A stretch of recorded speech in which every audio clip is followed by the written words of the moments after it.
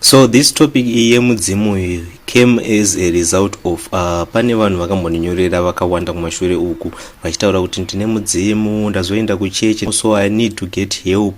Kuchechi kwachona zviri kuita kunge zviri kuramba kupera ende pamwe pachona handisi kuzivawo kuti ndoitawo sei.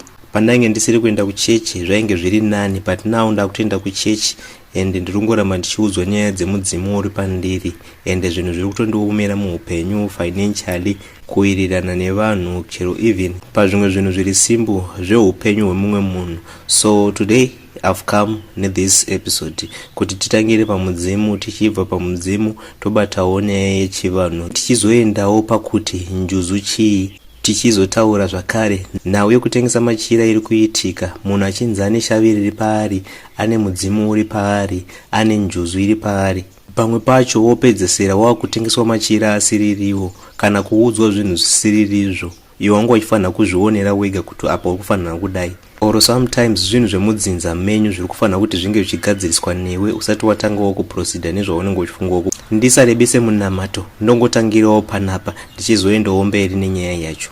Kana uchida kuona kuti upenyu hunogona kukuomera kusvikawo pekupedzesera, ramba chivanhu chiri pauri. Iwe wakatoudzwa kuti pane zviripo. Vadzimu nevabetseri vanoziva vedare vakanotsogara pasi vakaonawo kuti iwewe ndiwe wakakodzera kutakura zambuko redzinza rese kana renyika, iwe woramba zvako. Saka munoti shuwa votobvuma kuti aiwa uyu watakasarudza aramba, regai tiende kumwe. Vadzimu havashande nenzira iyoyo. Kana wakaudzwa kuti une zviri pauri woramba hako, hapane zvakawanda zvinoitikawo pauri kusvika wazogamuchirawo zvinenge zviripo. Unonyatso kutendererwa kuti udzidze nesimba upase kana kutoita graduate zvako, asi pakuwanawo basa apa zvochikuratidzwawo kuti pane zvakavharwa. Une basa rauri kufanira kuita. Ma-CV unotogonawo kutomakanda kusvika waneta ugotsvagawo basa wakatobatawo degree rako mumaoko, kusvika watosvika pakufunga kuti wakaroyiwa ugofambirawo uroyi kupi nekupi vachikuudzawo nhau imwe chete iyoyo.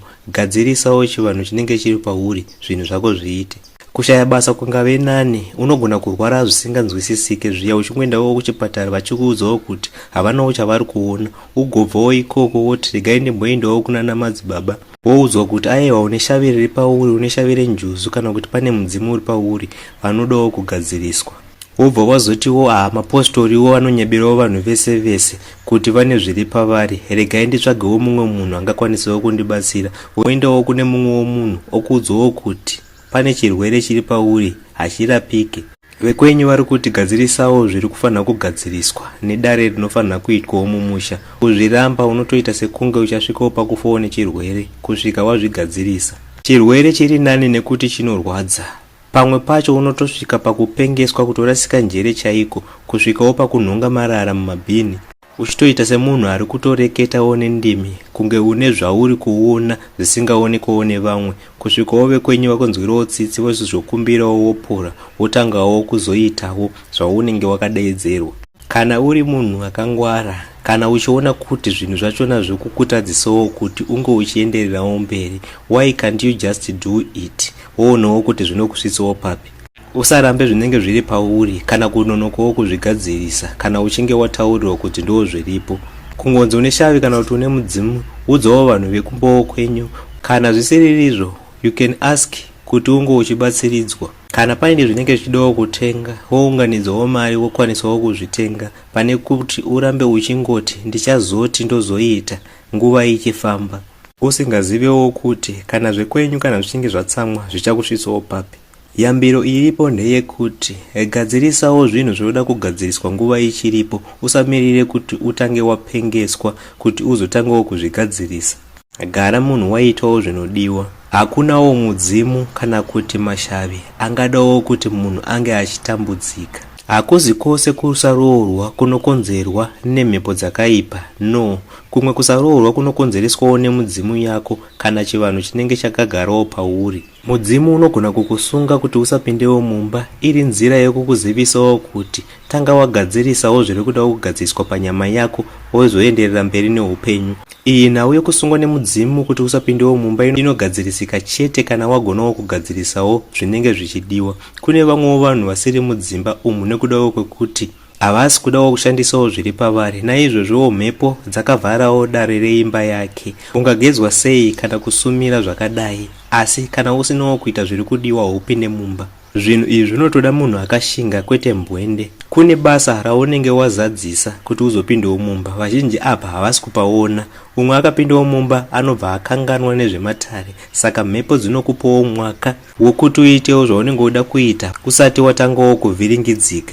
Vamwe ndivo vanotosungwa mbereko nekudawo kweizvozvo. Ichi ichokwadi. Vakazovaka dzimba nekuhwanda mbereko nemishumo, tsvagai cherechedzai mutarise kuti vanhu vane chivanhu havakurumidzewo kupindawo mudzimba. Saka usati watangawo kunetseka, tangawo wacherechedzawo kuti chii chiri kutora nzvimbo. Vamwe vari kushamiswa kuti ndaimborota ini paya, nhasi uno handicharoti, saka ndakavharwa here? Aiwa, hazvizirizvo. Vazhinji vari kukanganisawo pakufambawo nemudzimu, kwete nekuda asi nekusaziva. Kune havo vanodawo kudzidza muchadzidza zvakawanda. Munhu ane mudzimu anotenderwa hake kusvikawo parufu, asi zvine maconditions. Kana uine chuma chemudzimu chiri muruoko kana muhuro, gara watosiyawo kumba chuma ichocho. Ukasvika nacho parufu chasviba. Kana jira rekumonera riri remudzimu musasvike naro parufu. Vazhinji vane mudzimu havatenderwe futi kuita body viewing. Munhu ane mudzimu haatenderwe kutarisawo chitunha. Asika unogonawo kufirwawo nemwana, murume kana mukadzi. Wodii zvino kana zvinhu zvichinge zvadai? Chitunha unogona kuchitarisa hako, asi unofanira kuzogezwawo nemushonga kwemazuva kana 3 ndokunge uchiuziva. Munhu ane mudzimu haangotenderwe kungoendawo kumakuva. Kana aenda nekudawo kwekushayikirwawo nevanhu vandamboreva pamusoro apa, anofanirwawo kuzogezawo nemumwe mushonga wakasiyana neuya wekungoona chitunha chete. Why? Nekuti kumakuva kune imwe mweya yakasviba yevafu iriko, isinawo kukombwa, inosvibisawo mudzimu wemunhu.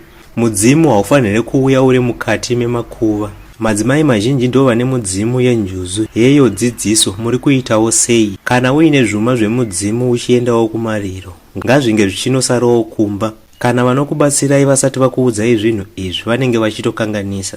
Chakanyanyokosha kuti kana munhu aine mudzimu agamuchirewo dare. Kugamuchirawo dare kuzivawo zvinhu zvinenge zvichifanirwawo kuitwa nemunhu ane mudzimu, kwete kungoita zvinhu zvese zvese. Hakuna shavi rinouya rega, hakuna ngirozi idzo dzamunoti munadzo dzinogarawo pamunhu anenge asinawo mudzimu. Tinobhiliva kuti hakuna chero mweya upi unogarawo pamunhu mudzimu usinawo kutendera. Vadzimu vako ndivo vakakuigirawo shavi riri pauri. Ungaudzwawo kuti une shavi reuvhimi, ziva kuti mudzimu unenge uri pauri. Ukangoudzwa zvakare kuti une shavi renjuzu, mudzimu iwowo zvakare. Hakuna munhu anonzi ane shavi chete. Rakabvepi? Rakatenderwa nani kugara pauri? Ndataura zvengirozi izvi ndichiziva kuti kuna ana madzibabawo vamwe vari kukunyeberai kwamuri kushanya uku, kuti toda kuti tidzingewo shavi riri pauri. Wako mudzimu ndo unonzi ngautsipikwe, iye wake anenge achiugamuchirawo zvakanaka-naka. Chenjerai, vazhinji vacho vatori mbavha, vanotobawo zviri pauri vozvishandisa ivo. Yako njuzu ndo yavanenge vakushandisawo kuvhenekawo vamwe vanhu. Rambawo kuvharwa. Munhu ngaazive kwaakabva. Mudzimu weshiri uri mudendere, painobuda pese inotosiyawo yapira. Mamwe matambudziko atinosanganawo nawo muupenyu, dzimwe nguva tinopomerawo mhepo inenge isipo. Iwe munhu pachako ndiwe utori mhepo yacho, uchizvivhiringirawo upenyu hwako wega pakurarama. Zvimwe hazvidiwo kunamatirwa kana miteuro. Tarisawo kwaunenge wakabva first usati watangana nekunosundana kana kutsvaga zvimwe zvinhu zvausingazivane nazvo. Regai zvakare kuzofunga kuti ukangonzi une mudzimu watove munhu anorapa. No, midzimu iyi inouyawo nezvipo zvakasiyana-siyana. Imwe inouyawo neshavi rekushavawo pfuma chete. Vamwewo ndo vanongochitirwawo chipo chekuti vange vachingochengetawo dzinza chete. Vamwe vanongopererawo pakuroteswa nekuratidzwawo zvinhu zvinozoitika. Kozoitawo avo vanenge vaine mudzimu inenge yakaberekana nemashavi. Mashavi edzinza remachembere arawa ekumvura, shavi rebvene, shavi rezvevaponesi. Ava ndo vanokwanisawo kuzorapawo vanhu nekuporesawo varwere. Kunzi shavi rekumvura hazvireverese shavi rekumvura rinodawo matare. Nekuti kumvura ikoko kune zvinhu zvakawanda. Kune njuzu, kune vazungu, kune vakwashiri nevadzviti. Saka rega kuzoti ndakanzi ndine shavi rekumvura wofungawo kuti ucharapa. Ndimbotaurawo imwe nhau yanetsawo kuvanhu. Midzimu iri kutsipikwa mumamisha umu, zvikuru nevehukama pachavo. Ndiyo nhau yanetsa mazuva ano. vakawanda vanenge vachidawo kuziva kuti chii chinonzi kutsipikawo kwemudzimu ende sei zvichidaro. Godo, shanje, ruchiva nekushereketa ndizvo zvinokonzerawo kuti vanhu vatsipikewo mudzimu yavo. Kazhinji vakuru oro vamwewo vekune imwewo imba vakanzwa oro kuzivawo kuti mudzimu uri pamunhu uyu vanoitawo chisano sekuti vanenge vachidawo mudzimu wacho. Hapana mudzimu unopa urombe oro kutambura mumusha. Mudzimu uripo pakuvhumbamirawo dzinza nekushavirawo zvikuru dare repfuma. Saka ndo zvinenge zvichingodiwa chete nemamwewo madzinza. Nzira dzevanoshandisawo pakutsipika dziri pakawanda, sekuti vanogonawo kuisa udyiswa pane uya anenge achinzi ane mudzimu wemumusha, kukuisawo nyora kumusana oro kumapfudzi kana papi zvapo pamuviri wako, kuisawo jambwa nemunyama, sekuti kugara uchirasikirwa nezvinokoshawo sebasa, mari, kushaya mbereko oro kuzvarirawo pasi, kuita dzimba dzichiparara. Unotorawo murume kana mukadzi asi munhu anozongoenda. Pamwe pacho ndepekuti munhu anenge ari mudzimu paanofira pai pane vanobatawo ushereketwa votorawo machira aanga achishandisa nemimwewo midziyo yamunenge mamuviga nayo muguva rake. Ipapo kutovharwa kwemudzimu zvachose zvinozotorawo nguva kuti uzonge uchibuda. Kazhinji munhu anenge achidawo kugarwawo nemudzimu munomuonawo nekuita sei, kuremerwa pamafudze, kunzwawo kuda kungozhamura kudzvova, kufarirawo bute, kurotawo uchipiwawo midziyo yematare uri musango. Ndipo pamunozofamba muchiudzwawo kuti dare racho rakamira sei oro chii chinodawo kuitwa. Kumatare ndiko kwaunopiwawo gwara kuti unotsipinurwawo sei mudzimu wacho. Ndo pachataurwa kuti une nyora dzinodawo kuparwa oro unodawo kurutsiswawo sei, kubviswawo jambwa nemunyama seavo vanenge vachirotawo vachiitwawo vakadzi kana varumewo kumhepo. Saka kana muchinge mazotangawo zvinhu zvacho, ukanzwawo ubike doro, munofanirawo kuitawo saizvozvo. Kana mumushawo muinewo ngozi, zvinovharawo mudzimu zvakare kuti uregewo kubudira pane munhu anenge akataurwa kuti ndiye anawo. Mushonga wengozi kuuripa. Koitawo zvimwe zvipande zvakaitawo sembwazukuru, gadzingai, chiredzwa zvinosungawo kuti mudzimu usabude. Saka zvinopawo kuti vaya vanenge vachidawo kukutsipikawo mudzimu wako vaitewo simba, nekuti panenge pagarawo paine mhepo inenge yavepo pakati, ndipo panozogarawo zvakare ndereka nezvimwewo zvakasiyana. Zambara mushonga muhombe pakuvhurawo mudzimu, ndipo panozorodzwawo mhepo dzese dzakaipa dzinovharawo mudzimu kuti usabude. Zvinhu zvemudzimu irwendo hombe risinawo munhu anozotaura kuti ndakasvikawo pakupedza, ndava kuzivawo zvinhu zvese. Saka vanenge vatotangawo jeni yacho havafaniri kutomboneta kusvikawo kunzvimbo dzavanofanira kunge vachitosvika dzakasiyana siyana, mapako, madziva nemamwewo masango. Zvemweya hazvimanyirwe, uye mudzimu unotaurawo wega, hauite zvekumbunyikidzwa, nekuti unogonawo kugarwawo nechikwambo kana ngozi uchinzi une mudzimu. Mhepo dzakaipa dzine uchenjeri dzinotombokuvhurirawo zvakanaka dzichizokupawo matambudziko mahombe. Ndipo paunoona munhu anenge aine mudzimu paye anodawo kubviswawo mberekwa, ochenurwa, otwasa, hakuna ngozi, chikwambo, kutsipikwa kana kushandiswa kunozoitika. Mudzimu unouya wega, hauitewo zvekutengwa. Unotaurawo usingafungire kuti uchataura, asi zvinenge zvakuzodawo kuzvipira kuti ufambirewo upenyu hwako iwewe munhu, ugadzirisewo kuti zvikunakire. Mudzimu nemashavi zvinhu zvinototambudza, nekuti unenge uri muhondo nevedzinza rekwako. Hondo dzacho imba neimba nedzinza rekwako inenge ichiti dai zvauyawo mumba mangu. Saka panewo chakanaka panorwiswa, ukasasimba unourayiwa, kurasiswawo njere, kuitiswawo rombe, kudzimaidzwa zvekuti hauna chaunobata.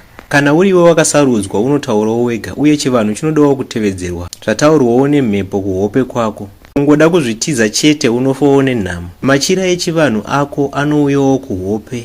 Hautengeswe machira nemumwe munhu, zvakare hausiyewo machira ako kune mumwewo munhu, kana kuzosvikawo pakunyengedzwawo kumagumo kuti chipisawo zvinhu izvozvo. Machira ane mazorodzerwo awo zvichienderanawo nedzinza nemutupo wako. Ukasadaro nhamo inokuronda, matambudziko haambofa yakaperawo pauri. Zveupfambi itsvinawo kumudzimu, kuna Mwari chaiko, unoitawo kuti ugare wakagumbukirwa. Hazvidiwo zvakare munhu anogara achingodeura ropa. Pamushonga apa mupangwarire, kunyanya mishonga yeraki. Vakawanda vari kuchema, mamwewo madzinza haadiwo kusvibiswa. kusayambuka uko unenge uchiita hakusi kuti imhepo, asi zvinogona kuda une zvimwewo zvaunenge wakabata mukusaziva imomo uchiti utozvibatsira. Hapasi pese panodawo mushonga, pamwe panongoda kuti munhu ataure shoko chete. Vanhu vanenge vachizokubatsirai vanofanirawo kurespekta zvinhu zvinenge zviri pauri nekutyawo zvakare Mwari. Dzidziso ngadzitaurwe sezvadziri, kwete kudawo kufadza munhu anenge auya achitiwo ndarotowo njuzu, akutoudzwawo kuti panodiwawo sadaka, muri kufanirawo kuitawo dhina, endai munotengawo machira akati, iye asinawo kutaurawo zvataurwawo nezvaanenge achionawo kuhope. Zvinhu hazvidi kuti ukabatsirwa zvinhu zvomboita kunge zvavhurika zvozotangawo kuvharika. Kana uchinge wabatsirwa zvechokwadi, zvinhu zvinorambawo zvakavhurika. Vazhinji vanochema vachiti pandakabatsirwa nanhingi zvakavhurikawo zvikazotangawo kuoma. Nyaya inenge iri pakuti manjuzu vanozarirawo pfuma nguva pfupi vobva vaivhara, nekuti injuzu mupeperekwa haifambidzaniwo nemadzitateguru. Munhu anogonawo kuitiswawo zvenjuzu mupeperekwa asiri kuzivawo kuti ari kutoitiswawo izvozvo. Ndipo paunozozivawo kuti mhiko dzenjuzu mupeperekwawo zvese zvainoda zvinenge zvichizokutambudza. Njuzu mupeperekwa inodawo ropa, uye haidi murume mumwe chete. Imhepo yakafananawo nechikwambo kana kuti ngozi. Mukazobvunzawo munhu monzwa akuti njuzu inondibirawo vanhu, inonditsvagirawo varume zvakangodaro-daro, inenge ichiitawo mabasa anopokanawo nemachembere nemadzitateguru, ingozi dzevarungu vakafa, dota rakaiswawo mumakungwa. Ndipo nhasi vanhu vazhinji vanozviti vane vanjuzu asi vasiri kuzivawo kuti chii chiri pavari.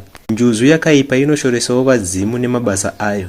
Zvenjuzu zvinoda kungwarirwa, zvinoda kufambiswawo nenzira chaiye. Dare remanjuzu rinotambanudzwawo nevanoziva, nekuti pakaitwawo zvedambe unozochema mangwana.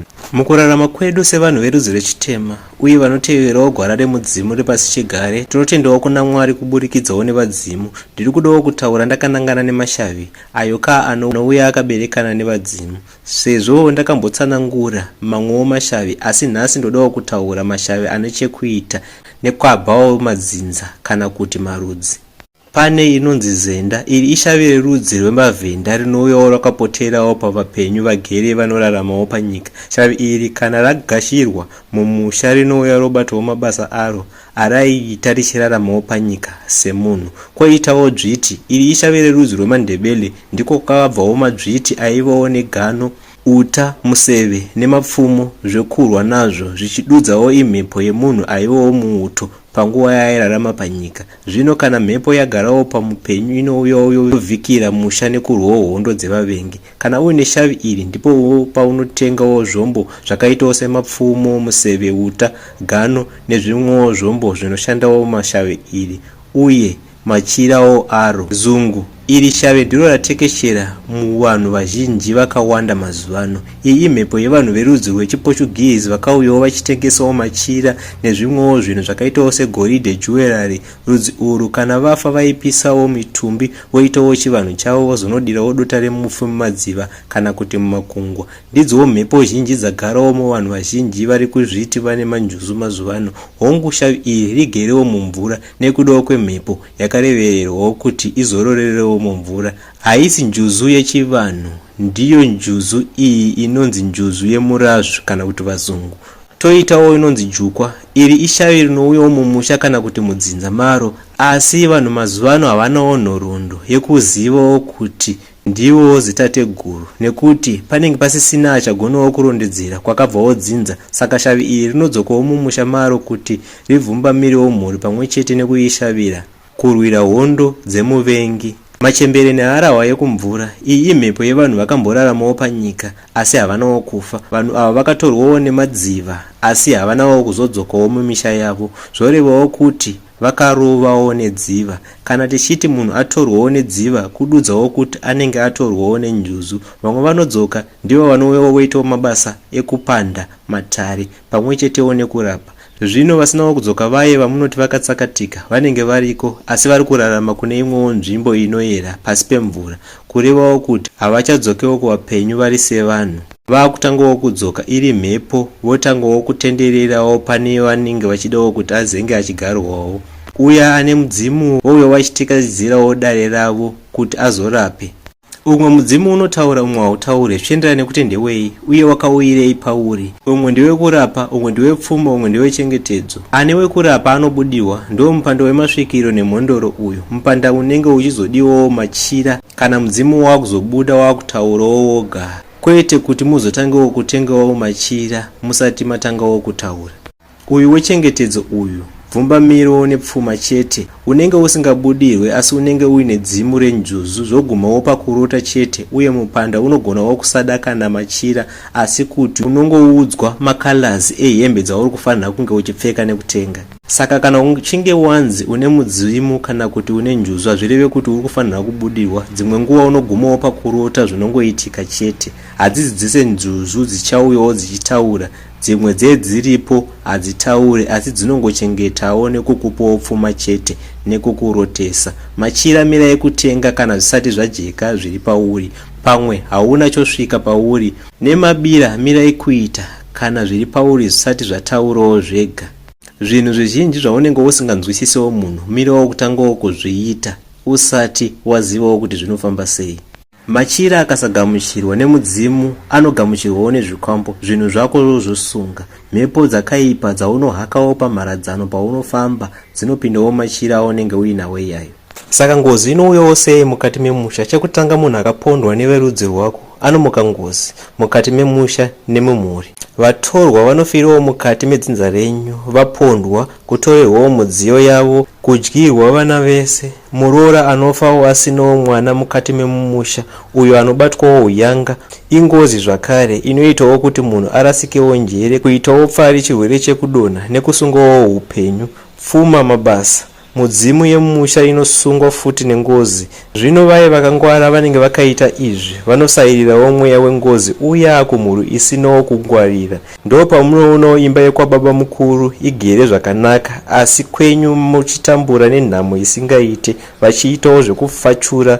Vamwewo ndivo vanogonawo kunoisawo mweya uyu muguru kuivharira imomo, vanenge vasingadiwo kunoipawo ngozi inosungawo dzimba kuti dzisamire zvakanaka. Mweya uyu unenge uchidawo kugadziriswa, kunoripwa. Ndosaka zvichinzi panobudawo mudzimu pai panodawo kungwarirwa. Usati watambirawo mudzimu iwoyo unodawo kuvhetwa zvakare. Musati mabika doro, musati matengawo machira, chinotangawo kuripa ngozi kuti dare renyu richene. Zvakare ndokufambawo kwedare ikoko.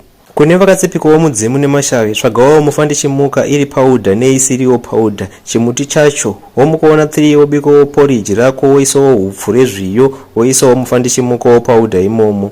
Kana zvichikwanisika woisawo tubutewo tushoma. Zvese zvinofanira kuudzwawo kwadzimu wako.